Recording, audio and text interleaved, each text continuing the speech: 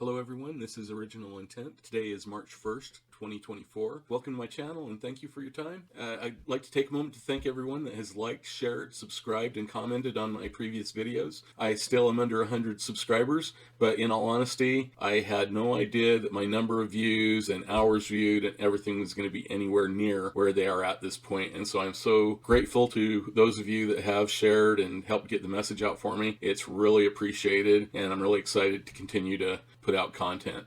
I have gotten some supportive and some dissenting viewpoints, and that's awesome because everyone has been really considerate even when they disagreed. So again, thank you all very much. Today I'm starting a series of videos where I'm going to try to tackle some of the biggest problems we face in society today and my ideas on some what I think are some common sense solutions, some of which I feel would not be all of that difficult to apply. And in many cases I probably am going to oversimplify the problem. Nobody come back at me using that as an argument because I realize right up front that I am oversimplifying things somewhat. However, I do think that all that being said, I still have some pretty common sense ideas that will at least point us in the right direction to solving a problem. And if I'm oversimplifying, I'll leave it to people smarter than me to figure out the details of overcoming the more complex issues. But anyway, let's just move ahead and talk about some of the things that I want to address in this series. I also want to say, speaking of oversimplification, I think that there is an ideological inclination to overcomplicate problems. The political class largely do not want society solving their own problems or thinking that they are qualified to solve their own problems. Because without problems, the politician's reason for existence largely disappears. In other words, they say, this is too complicated for you people. You need me to solve this. And then paradoxically, if they get elected, they lack the motivation to solve the problem because if the problem is solved, then you don't need them anymore. And they become obsolete. So it is kind of a paradoxical problem of issues don't tend to get fixed. There's also a proven case that the elite class will actively create problems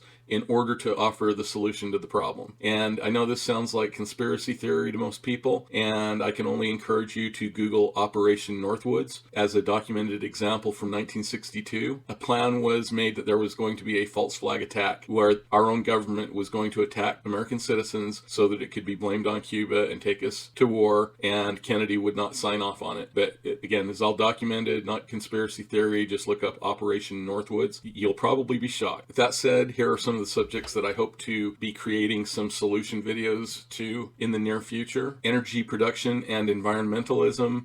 In other words, I'll be addressing climate change. And frankly, as somebody who is a little skeptical of man-caused climate change, I still think that there is some common ground that all of us can get behind on this. So again, a lot of the stuff that I'm going to talk about is also about not creating division, but let's find some common ground that we can all agree on. The next thing is education reform.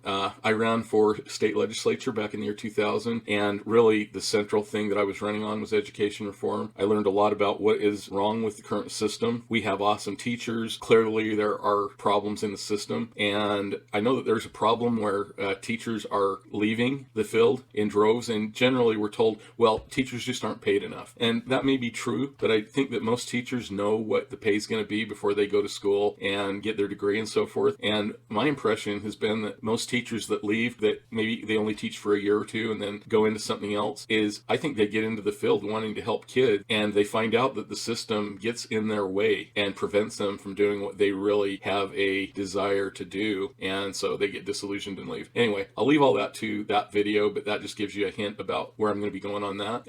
Another subject is pacifism and justified warfare. I am not a pacifist, but I do believe that it's a good idea to try to peacefully resolve every issue that you can. If there is something that does require warfare, I do not believe in warfare that we try to kind of meet them on even ground, or that we don't just go in and annihilate them. I think that, I mean, it sounds terrible, but I really do believe if we have tried everything that we can for peace, peace can't be met, that at that point you end it as quickly as possible. And that means going in hard. And so anyway, I'll cover that also in another video in more depth. Crime, punishment, and rehabilitation. Propaganda and how to recognize and resist it. Restraining and enforcing the proper role of government, and there is an excellent book called The Law by Frederic Bastiat. It was written back in 1850, and if you haven't read it, it's a must-read. You might think that it's not for you, but it is just an amazing book. Another topic that I'd like to address is improved parenting and reforming child protective services. There has to be a balance between family rights and society intervening when and if a child or a spouse is in danger. I don't think that that balance is in a good place right now. So anyway, that'll be a subject for later.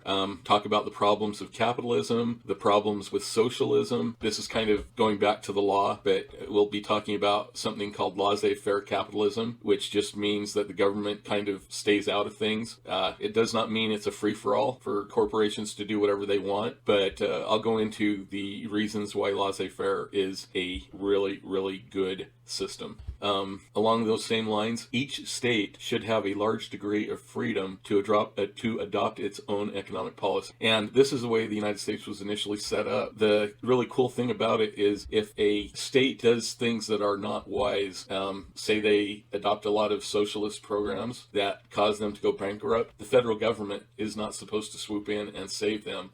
We were supposed to have 50 states that were all kind of their own little laboratories, if you want to think of it that way. And states that made good decisions were going to succeed. States that did not would fail, and they would look at states that were succeeding and say, maybe we should do things more like they're doing. Anyway, that's another subject. Secular versus religious versus spiritual society. Some of you may know of something called secret combinations, conspiracies, some people would call them, or secret societies, and I have some information on how they can be defeated. Those of you that are aware of them, sometimes I know it feels like we are completely powerless to do anything, but we do have some instruction on how to deal with them. On a more religious note, I'd like to do a video on establishing Zion and the steps that we collectively need to progress through to reach a society that is ready for Zion. Among those things, there is a phrase that LDS will be familiar with called having all things in common. I've heard a lot of people give opinion on that and don't think that they really understand it because it's really quite, again, it's kind of a socialist approach. In some ways it is.